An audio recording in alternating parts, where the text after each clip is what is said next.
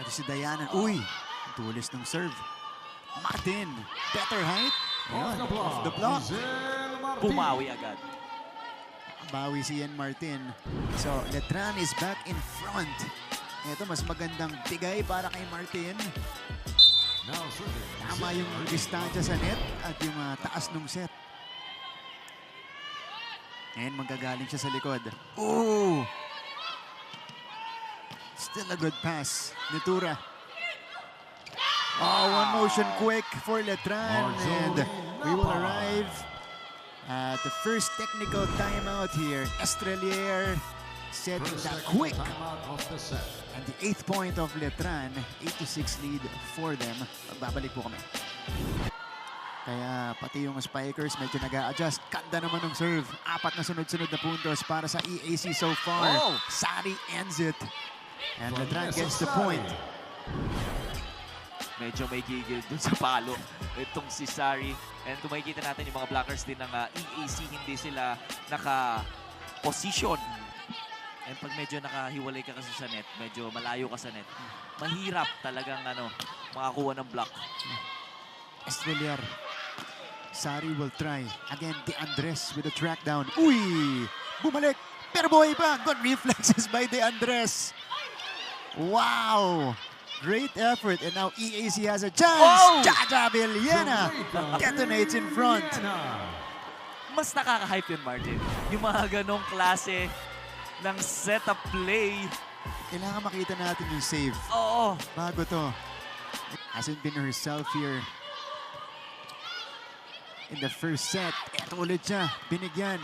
Pero yung floor defense ng EAC na itatawid pa. Silva with the underhand setup for Martin. De Andres. It's our liberos setting up their teammates now. Aliman. Estrelier.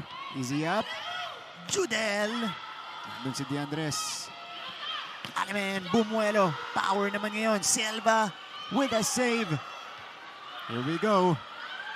Our 2 liberos doing a fantastic job in keeping the ball alive. Makilang using the net.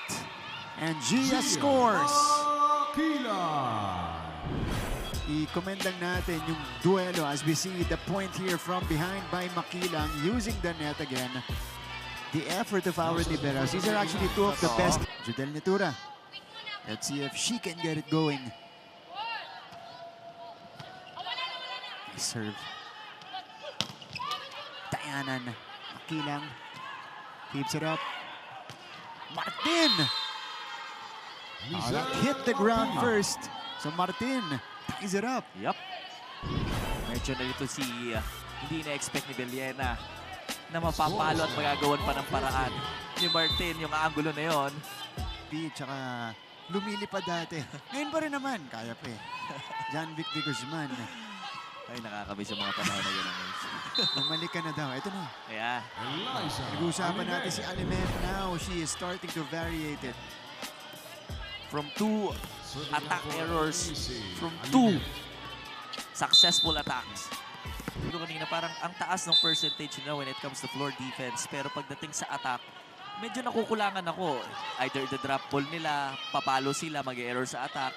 Minsan ipupush nila, error pa rin. Alam mo yun, sayang yung mga defense sana kung nakukonvert nila lahat into point. Itong Letran. Two-handed push by Gia. Running hit this time.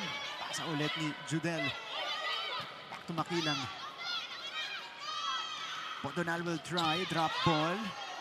That hasn't worked. Gia from the middle. Challenging a taller player in front of her. In fairness sa jumping ability niya, ang taas. Ito si Gia Makilang. Player, ibang-iba. Dahil ultimo yung mannerism mo, napapansin na isang veteranong player. Yung laro mo pa kaya. Nakikita nila yung laro on a different perspective. Ooh! Bodonal. Erica Bodonal. Ito, nakukuha na niya yung rhythm niya. Erica Bodonal with a sharp hit. Down this time, Magnayi was able to set that one up. Lalabas dito si Magnayi. si Patrice Tumayaw. Nakapasok lang. And here she is. Giving it to Gia Makilang. Oh! Still alive! Uy! Miscommunication. Magkaharap na pero Point for the Lady Knights. pareho nagkahiyaan. Ito si Oo. Alimen at si Substitution for the Well, a great For effort para kay De Andres. Kaso, hindi nila alam kung sino babalik ng bola sa kabila. Kaya may ibang mga players din na tayo nila, ginagano nila sa jersey nila, binabasa oo. si Formento usually may ano yan. Bimpo yan sa para maiwasan Oo. as a setter. Oh, this one block is point. Erica sent Podonal. back by Bodonal. Medyo may konting swerte. Single Dito block. sa sequence. Single block, no? Single block tapos maganda yung naging direct. Huwag mong bibigyan ng opening ang Letran. Kasi kukunin nila yan. At magsusunod-sunod. Here they are. Colendra puts it down. Grabe, on cue. Huwag mo talaga bibigyan ng pagkakataon ng Letran. Dahil the more na tumatagal, the more na mas natututo ng mga players na to, Martin. And the more na mas may makikita kang pagbabago sa laro na pinapakita ng Letran. Kakapasok ba lang ni Colendra? Pumuntos agad. She's coming off a 13-point performance. EAC's main gunner, Razonable, is also back in the game. Colendra. Sinalo ni Dayanan. They go to Alex. Off speed does not work. Here is De Andres. Balik kay Razonable. Letran will set it up. Colendra nagaplisan and she scores again. Tabla tayo. 20 apiece. Well, in fairness dito sa mga attackers ng Letran, mas nanggigigil sila, mas nagiging tumataas yung adrenaline nila pag aatake sila. 4-0 run para dito sa Letran Lady Knights. Jen Umabas is back in the game. Magnayi also replaces Formento. Oo. Okay, si Dayanan din yung pinalitan ni Coach Rod. So Letran, again after the challenge. Diba? Nag-momentum na. Oh, nice serve. Razonable. This one is picked up. Over to Sari. Deflected. Underhand. Set for Razonable. Wala pa rin. Magnayi. To Jen Umabas. Tracked down by Silva. Razonable. No. And Letran pulls ahead. Grabe. I think, ilan na to? 5 straight points para sa Letran. Right after that unsuccessful challenge by EAC. Credit natin half of that point to Lara May, who kept the ball alive. Jen Umabas. It rolls back to their side. Razonable. Silva was right there. Sari. Oh! Vanessa Headshot. Sari. And a point for Vanessa Sari. Yeah. Good sportsmanship shown as well as he checked on, or she checked on Bodonal or Magnayi right away. Ang bilis nung kamay, Martin. Ang bilis nung kamay. Sabi. Ito, 22, serving 20. 7 sunod-sunod na puntos para sa Letran. Medyo masakit. Baka 3 nga lang, Martin, medyo masakit na eh. Yung 7 straight points pa kaya. Again, it's Grabe. Silva cleaning the floor. Wow! And that's a point. Berenice Score. Colendra. Berenice Colendra. Time out 23 to by 20. EAC. Score is 23-20 in favor of Letran. Hindi ko sinabing kunin mo. Di ba pinag-usapan natin sa dugout kanina? Bakit kinuha mo sa loob? Mataas ang bola niya. Mix inside the court. Tingnan natin kung makakapatay agad. Ito, lefty push. Aha. Gonna work. Chance will again. Sari. Maganda yung Wow! buwelo ni Vanessa Sari. Set Vanessa point Sari. for Letran. Ang ganda ng take-off. Ang ganda ng anggulo. Ang ganda Are now at set ng point. palo. Vanessa Sari now with 5 points. Patrice Tumayaw getting extended minutes, especially at the service line. Dayanan, one-handed save. Sari, aanguluhan. Formento, setting up Podonal. Eto na ulit, si Vanessa Sari. She is denied, but saved by Tumayaw. Colendra will try. Dayanan. Eto, Sinapal. Kept up. Long exchange. Bibigay nila kay Sari. Wow! Angled hit. Will work for Vanessa Sari. And that's the end of set number 2.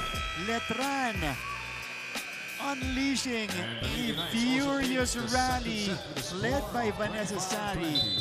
They end set number 2 on a 10-0 run to take a commanding lead. Kailangan makita pa rin nila Coach O kung ano yung mga things to improve once na pumunta na sila sa semifinals dahil ibang timpla na naman ang makikita natin. This is important for Letran's growth as we see. Alimen cross-court hit. So EAC, couple of points after the timeout. Sumusubok kumapit. 9 points now for Alimen. 6 serving 8. 6 serving 8. It's Cara Dayanan. Now on deck. Silva with a perfect pass. Middle attack will not drop. Alimen! Wow. Yes! Back-to-back points for Alimen. So ito na ang EAC. 3 straight after the technical timeout. At ang 2 points ay nanggaling kay Alimen. Yung nilalaro nila kanina. After a devastating set 2 loss.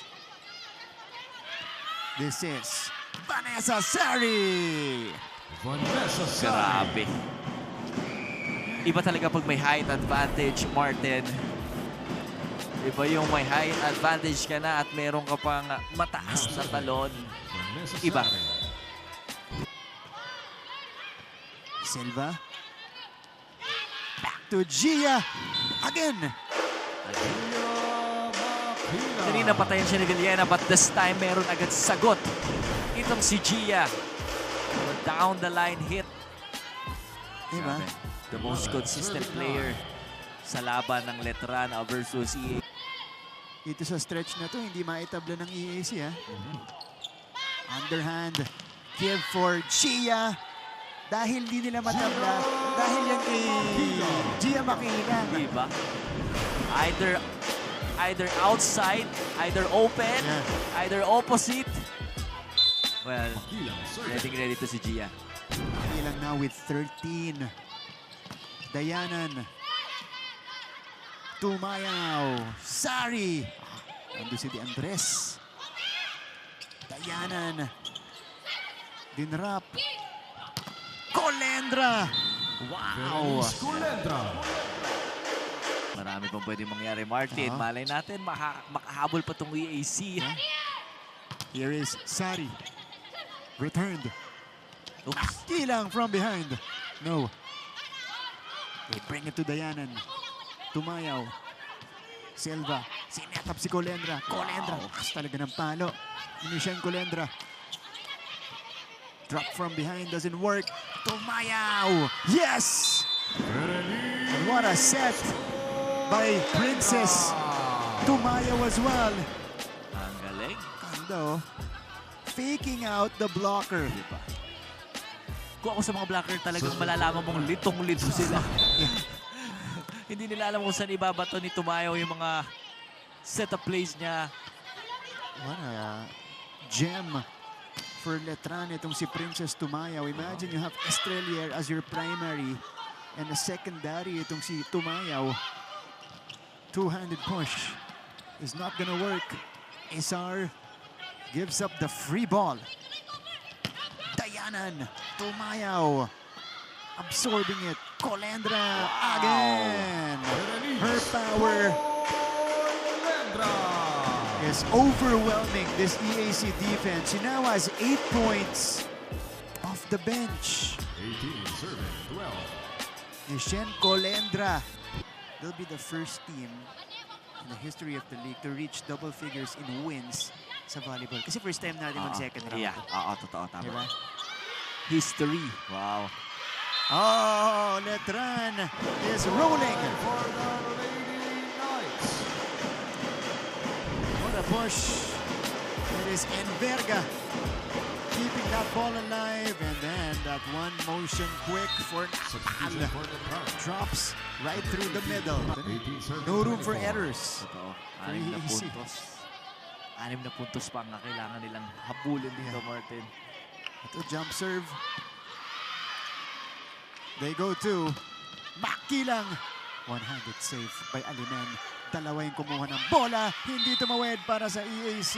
And Letran sails to their 10th win here in season 100. First to double-digit wins here in the NCAA. The final. It is a sweep for the Letran Lady Knights.